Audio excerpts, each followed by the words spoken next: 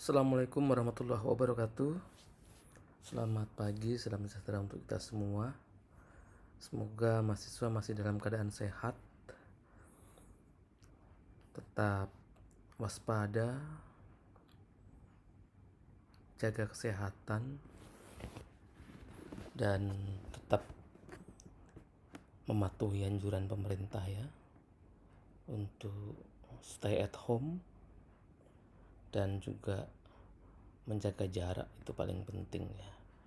Baik, untuk perkuliahan asesmen saya mencoba untuk bisa merancang pembelajaran yang sekiranya bisa diterima semua. Tadi di grup itu kemudian saya melihat bahwa pembelajaran jika menggunakan Google Meet atau Zoom ternyata ada yang sinyalnya kurang baik dan seterusnya. Mungkin juga keterlibatannya tidak bisa secara keseluruhan, kurang maksimal. Nah, saya mencoba dengan menggunakan presentasi ya berbasis audio. Mudah-mudahan ini nanti bisa efektif dan bisa diterima ya, tentunya dalam keterbatasan karena memang kondisi yang tidak sama di masing-masing mahasiswa. Ada yang mungkin jangkauan sinyalnya bagus, ada yang enggak. Tapi dengan presentasi yang berbasis audio ini harapannya bisa membantu, mempermudah, memahami materi yang akan saya sampaikan. Dan kemarin di awal sudah saya sebarkan ya dengan Google Form terkait dengan kebutuhan-kebutuhan yang sekiranya cukup krusial di dalam materi ini. Nanti mungkin sedikit saya singgung saja, karena sebenarnya materi ini menyisahkan kalau di RPS-nya itu terkait dengan penilaian hasil belajar ya, dengan menyusun instrumen tes tulis, kemudian portofolio juga, dan nanti dengan HOTS mungkin akan saya sampaikan. Tidak banyak materi di akhir ini ya, karena memang tinggal 4 kali pertemuan. Nah, kita akan belajar penilaian hasil belajar dengan instrumen tes tulis ya. Tentunya untuk jenjang SMA berdasarkan K13 hasil revisi, karena geografi hanya ada di SMA. Nah, sebelum ke arah materi, ini ada beberapa hal yang cukup mendasar, menjadi bagian penting jika kita belajar asesmen. Tentu ada pertanyaan-pertanyaan yang sering kita dengar. Apa sih bedanya antara asesmen, evaluasi, penilaian, pengukuran, ada juga. Nah, mungkin kerap kali kita mendengar tapi kita nggak tahu bedanya masing-masing. Dan banyak kajian atau teori-teori yang mendefinisikan masing-masing. Nah, saya mencoba untuk membantu mempermudah, memahamkan sebenarnya apa sih bedanya antara asesmen, evaluasi, dan juga penilaian. Nah, kalau asesmen itu seperti ini. Asesmen adalah penerapan berbagai cara dan penggunaan beragam alat penilaian untuk memperoleh informasi tentang sejauh mana hasil belajar siswa atau ketercapaian kompetensi, rangkaian kemampuan siswa baik dari sebelum proses, selama, dan akhir proses. Mungkin memahami ini tidak mudah, tapi gambarannya seperti ini. Kalau kita sebagai guru ingin mengukur kemampuan seseorang, mulai dari tahapan secara keseluruhan awal sampai akhir, itu namanya asesmen. Jadi melihat profil orang mulai awal sampai akhir secara keseluruhan, semua rangkaian, itu namanya asesmen. Oke, mungkin sederhananya begitu. Nah, sedangkan evaluasi adalah bentuk penilaian untuk mengetahui kompetensi siswa. Nah, ini biasanya dilakukan pada akhir kegiatan. Dalam evaluasi diperlukan instrumen. Contoh misalnya evaluasi hasil belajar dengan instrumen tes tulis misalnya. Nah, saya lanjutkan. Tadi kalau kemudian kita ingin mengukur seseorang, mengetahui kemampuan seseorang atau melihat potret seseorang secara keseluruhan, itu namanya asesmen. Nah, tetapi kemudian untuk melakukan asesmen, kita kan butuh instrumennya. Kita butuh alat ukurnya. Nah, alat ukurnya itu adalah evaluasi. Makanya di dalam evaluasi pasti akan bicara bentuk penilaiannya. Misalnya evaluasi hasil belajar siswa SMA. Dulu kita ada yang namanya UN, itu adalah evaluasi. Nah, kemudian bagaimana dengan penilaian? Penilaian adalah sebenarnya memberikan makna saja atas capaian kompetensi siswa, baik dari ranah sikap, pengetahuan maupun keterampilan. Nah, ketika penilaian pasti sudah kemudian pada hasil, apakah baik, cukup, kurang, ataukah kemudian nilai 10, 8, 9, 7, atau berupa angka A, B, C, D, atau berupa deskripsi lulus, tidak lulus. Itu adalah penilaian. Jadi kalau kemudian secara umum yang perlu saya sampaikan, pertama kita ingin mengetahui tentang atau potret gambaran seseorang secara keseluruhan, itu namanya asesmen. Saya ingin tahu kemampuannya dia, saya buatlah instrumen tesnya, itu namanya evaluasi. Kemudian hasil tesnya namanya penilaian. Nah, itu sebenarnya gambaran sederhananya begitu. Perbedaan antara asesmen, evaluasi, dan penilaian. Sehingga ranah yang lebih luas adalah asesmen.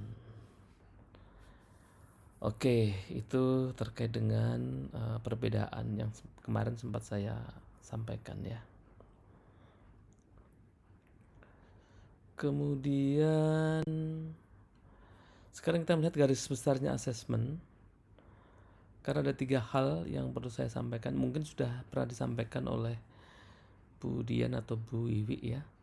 Ada assessment of learning, ada assessment for learning, dan assessment as learning. Apakah yang dimaksud dengan ketiganya itu? Jadi assessment ternyata bisa assessment atas pembelajaran, di mana assessment ini dilakukan untuk mengukur capaian siswa terhadap kompetensi yang telah ditetapkan. Jadi kalau kemudian mengukur kompetensi yang telah ditetapkan, itu berarti assessment atas pembelajaran. Ini cenderung ke mana? Evaluasi kah? Silakan kalian renungkan dengan penjelasan tadi saya di awal. Yang kedua, assessment for learning, assessment untuk pembelajaran. Berarti memungkinkan guru itu menggunakan informasi kondisi siswa untuk memperbaiki pembelajarannya. Jadi fungsi assessment ternyata bisa untuk evaluasi guru. Oh, ternyata setelah saya melakukan assessment, hasil belajarnya tidak maksimal, anak kurang kreatif, kemudian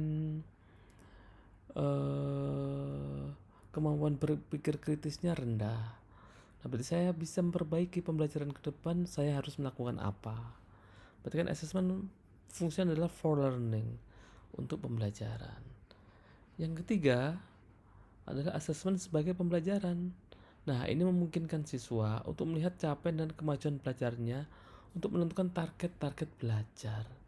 Jadi asesmen bisa juga untuk siswa. Kalau yang tadi ini adalah untuk guru, sedangkan ini adalah untuk siswa. Bagaimana kemampuan dia di dalam mencapai kompetensinya, dan bagaimana asesmen bisa digunakan sebagai informasi untuk memperbaiki cara belajar. Itu adalah assessment as learning. Oke, kemudian saya lanjutkan. Garis besar penilaian ini secara umum saja. Penilaian kita menggunakan PAK, penilaian acuan kriteria. Nah, ketuntutan belajar dengan KKM. Penentuan KKM kemarin kalau tidak salah sudah ya dijelaskan sama Budian.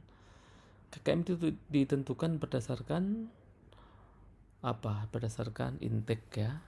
berdasarkan daya dukung, berdasarkan karakteristik materi dan seterusnya.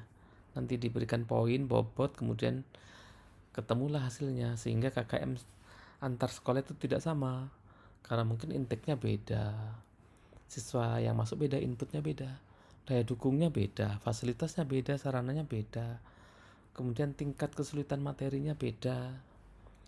Itu yang membedakan KKM antar sekolah. Kemudian KKM ditetapkan oleh satuan pendidikan, ini sekolah yang mengacu pada SKL ya. Ada 8 standar nasional, salah satunya adalah standar kompetensi lulusan. Nah ini mempertimbangkan karakteristik peserta didik, perhatikan intake-nya tadi atau inputnya, kemudian karakteristik mata pelajarannya, materinya, dan kondisi daya dukungnya, ini kondisi sekolahnya seperti apa. Jangan sampai menyamakan sekolah standar SMA 5 dengan SMA 18 misalnya. Tentu input yang beda dan daya dukung yang beda, maka penetapan KKM-nya juga beda. Kemudian penilaian dilakukan untuk mengukur semua indikator dan untuk mengetahui kesulitan belajar. Nah, kalau perlu dilakukan remedi atau pengayaan. Karena sebenarnya di dalam asesmen atau di dalam evaluasi dan penilaian itu tidak mengenal siswa yang tidak tuntas. Harusnya semua siswa adalah tuntas, sehingga semua siswa harus naik kelas. Hasil penilaian juga bisa sebagai umpan balik ya, untuk melakukan perbaikan terhadap pembelajarannya. Betul. Nah ini sekedar pengetahuan. Dalam penilaian juga susah nih, karena skalanya dulu kan 1 sampai 4. Dan masyarakat kurang memahami makna hasil belajar. Contoh begini, ada nilai 2,31 dari suatu mata pelajaran. Nah ini maknanya apa ini? Karena mereka sudah terbiasa. Misalnya kalau di huruf A, B, C, D mereka sudah tahu. Nilai 8, 9, 10, 7 mereka sudah tahu. Tapi kalau dengan skala, meskipun misalnya 4 tinggi, sangat tinggi, 3 tinggi, 2 sedang, 1 kurang misalnya, tapi nggak terbiasa mereka di dalam melihat penilaian atas dasar skala. Belum juga yang rapot ya, ini kalau konvensional kan memang susah ya, sedangkan E itu masih susah sehingga dilakukan revisi. Penilaian kehilangan makna sehingga sulit digunakan untuk pembinaan dan perbaikan pembelajaran, karena sebagian hanya berkutat di dalam pembuatan instrumen karena saking banyaknya yang dinilai. Sehingga ada pertanyaan mendasar begini, apakah semua aktivitas siswa itu harus dinilai? Katakanlah iya. Nah seandainya misalnya siswa setelah melakukan serangkaian proses pembelajaran, kemudian dievaluasi, diberikan tes, setelah itu hasil belajarnya, penilaiannya misalnya 90. Berarti kan kategorinya adalah pasti lulus lah, misalnya nilainya A. Nah tiba-tiba ternyata selang 1 hari setelah penilaian dilakukan, siswa tadi ditangkap polisi karena narkoba. Pertanyaannya adalah, apakah nilai 9 tadi tetap ataukah kemudian berubah dengan adanya kejadian itu? Nah ini silahkan nanti dijawab ya, karena nanti tidak menutup kemungkinan guru di lapangan akan menghadapi hal yang sama seperti itu. Baik, kemudian saya lanjutkan mekanisme penilaian hasil belajar. Nah ini dirancang ya strateginya di dalam RPP dan silabus. Kemudian penyusunan instrumen penilaian mengikuti langkah-langkah pengembangan instrumen yang standar, yaitu mulai dari menentukan tujuan, menyusun kisi-kisi, menyusun soal, analisis kualitatif, uji coba, dan analisis kuantitatif. Ini yang kemarin juga sempat muncul ya, tentang analisis butir soal, tentang uji validitas, uji reliabilitas itu yang seperti apa. Kemarin sempat munculan. Sebenarnya kalau mengikuti dari langkah-langkah pengembangan instrumen yang standar ya, tahapannya harus seperti itu memang. Jadi ada uji coba. Nah, ketika uji coba itu masuk ke ranah yang kuantitatif atau yang kualitatif. Kalau yang kualitatif berarti ini soal yang akan dibuat itu divalidasi oleh ahli. Saya ulangi ya, ini oleh ahli yang kualitatif. Kuantitatif berarti yang kemarin saya sampaikan dengan uji validitas dan uji reliabilitas. Apakah soal-soal itu valid atau soal-soal itu reliable? Nah, ini diuji. Setelah valid dan reliable, baru soal itu bisa dijadikan tes. Nah, apakah itu dilakukan, apakah tidak? Jawabannya pasti sering tidak dilakukan ya. Oke. Kenapa tidak dilakukan ya? Ditanyakan sama rumput yang bergoyang itu. Kemudian kita merakit butir soal yang akan digunakan dalam penilaian sesuai dengan tujuan yang akan dicapai. Kemarin ada analisis butir soal ya. Harapan saya semuanya sudah bisa itu menyusun itu. Kalau misalnya masih belum bisa, nanti saya ajarkan dengan secara tutorial dengan presentasi audio mungkin seperti ini. Jadi soal-soal yang akan kemudian diberikan kepada siswa itu harus memenuhi standar. Kategorinya apa? Apakah sulit, sedang, mudah? Apakah ada soal-soal pengecoh? Apakah soal-soal itu memang mengukur yang seharusnya? Bagaimana soal itu dikatakan sedang, dikatakan mudah, dikatakan sulit? Itu yang seperti apa? Sebenarnya harus dianalisis betul, soal sudah dijelaskan ini. Tapi kalau nanti belum jelas, bolehlah saya jelaskan. Kemudian pelaksanaan penilaian oleh guru dan hasilnya ditafsirkan sebagai bahan laporan. Hasil penilaian pencapaian pengetahuan siswa disampaikan dalam bentuk angka atau deskripsi ya, biar jelas. Kemudian bagaimana prinsip penilaian? Saya pikir ini bisa dipelajari sendiri nanti. Ada sahih, objektif, adil, terpadu, terbuka, menyeluruh dan berkesinambungan, sistematis, peracuan kriteria. Tadi ada PAK ya. Nah, ini akuntabel. Jadi yang bagus ketika menyusun soal adalah mengukur yang seharusnya diukur. Jadi jangan sampai soal dibuat yang siswa tingkat kognitifnya tinggi atau secara intelektual quotientnya cerdas tidak bisa mengerjakan, tapi siswa yang tingkat kognitifnya rendah malah bisa mengerjakan. Nah, ini perlu dipertanyakan, yang salah yang membuat soal atau yang salah siswanya. Artinya jangan sampai seperti itu, tetapi memang mampu mengukur yang seharusnya diukur. Kali ini kita hanya akan fokus ke penilaian pengetahuan ya. Sikap dan keterampilan tidak, karena kan ini kita akan memberikan tes tulis. Kemudian portofolio, kalau portofolio ada sih di keterampilan, sama kemudian juga bagaimana merancang soal-soal yang HOTS.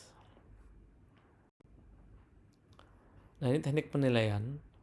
Kalau untuk mengukur pengetahuan itu kan bisa menggunakan tes tulis, tes lisan, penugasan, atau bisa dengan teknik lain seperti portofolio dan observasi.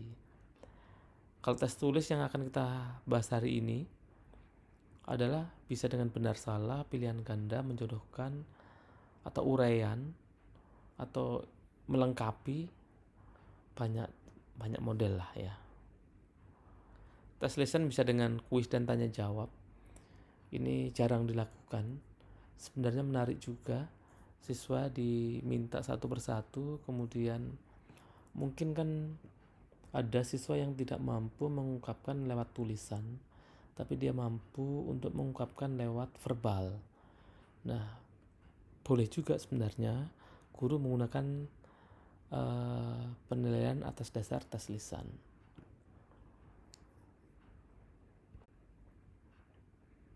Ini yang keterampilan. Nah, ada ini juga portofolio. Padahal di pengetahuan juga ada, ya. Bagaimana merekam ya hasil belajar siswa, dan portofolio adalah sebagai report ya terkait dengan aktivitas siswa yang telah mereka lakukan. Nah, sekarang tes tulis. Tes tulis adalah tes dengan soal dan jawaban disajikan secara tertulis untuk mengukur atau memperoleh informasi tentang kemampuan peserta tes. Tes tulis menuntut respons dari peserta tes yang dapat dijadikan sebagai representasi dari kemampuan yang dimiliki. Instrumen tes tulis dapat berupa tadi ada pilihan ganda, jawaban singkat, benar salah, menjodohkan, dan uraian. Ini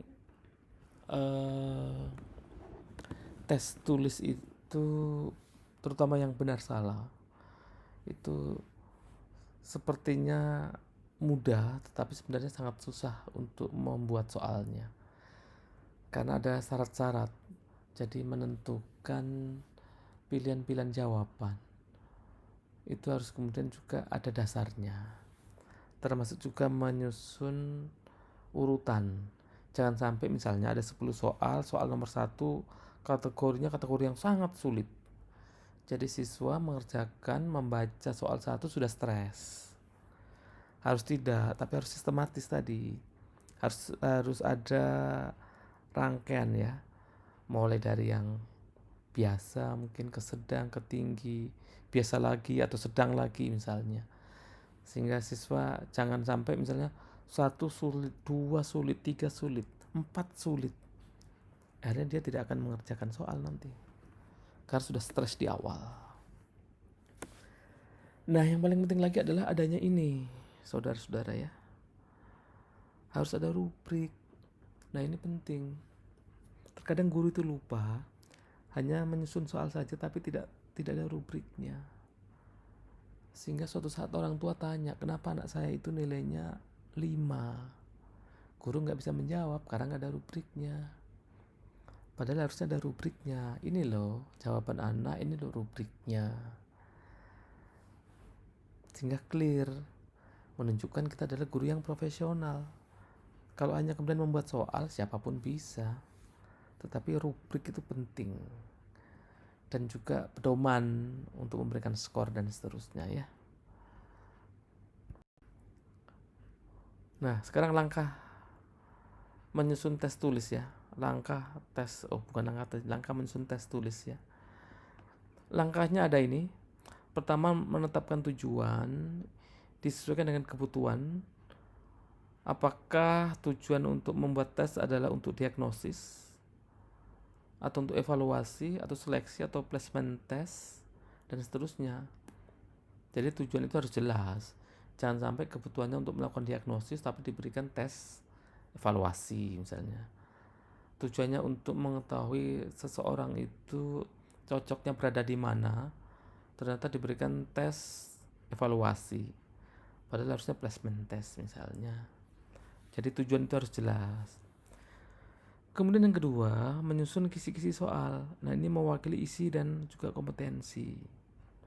Komponen rinci, jelas dan mudah dipahami, operasional. Ini harus dapat dibuat indikatornya nanti, kisi-kisi soalnya. Baru kemudian soal dibuat, ditelaah, direvisi. Ini langkah menyusun tes tulis. Nah, contoh kisi-kisi seperti ini nih. Pertama adalah identitas. Ini jenjang pendidikan, program jurusan, mata pelajaran, tahun, kurikulum, jumlah soal. Baru di sini tidak ada metrik yang harus kemudian diisi. Kompetensi KD-nya apa, kelas berapa, materinya apa, pada level kognitif, ini taksonomi belum ya, berapa, apakah 1, 2, 3, 4, 5, 6, indikatornya apa, nomor soalnya berapa, bentuk soalnya apa, apakah uraian, pilihan ganda, dan seterusnya. Harus dibuat ini, metrik seperti ini. Nah, ini sebenarnya diagramnya begini sebenarnya. Dari tadi ini, dari yang sebelumnya tadi, itu sebenarnya pada dasarnya terbagi 4 hal ini. Kompetensinya apa, materinya apa, indikator soalnya seperti apa, baru soalnya bagaimana. Kompetensi dasar itu kan kemampuan minimal yang harus dikuasai siswa setelah mempelajari materi pelajaran tertentu. Nah, KD ini diambil dari kurikulum. Jadi KD itu kemampuan minimal, ingat ya. Bukan kemampuan maksimal. Berarti kan KD itu harus tuntas. Karena apa? Karena dalam KD hanya kemampuan minimal saja yang harus dikuasai. Nah, kemudian materi, ini adalah materi yang harus dikuasai oleh siswa berdasarkan KD yang akan diukur. Jadi kompetensi dasar dengan materi harus bersesuaian. Setelah materi, kemudian indikator soalnya. Indikator adalah rumusan yang berisi perilaku yang dapat diukur sebagai bentuk ketercapaian KD. Nah, ini indikatornya apa? Untuk mampu mencapai ini, siswa bisa menjelaskan tentang pengertian geografi misalnya. Karena kompetensi dasarnya adalah siswa mengerti atau siswa memahami definisi geografi. Materi tentang pendapat-pendapat ahli terkait dengan geografi. Geografi adalah ilmu yang mempelajari persamaan dan perbedaan fenomena geosfer dan seterusnya itu ya.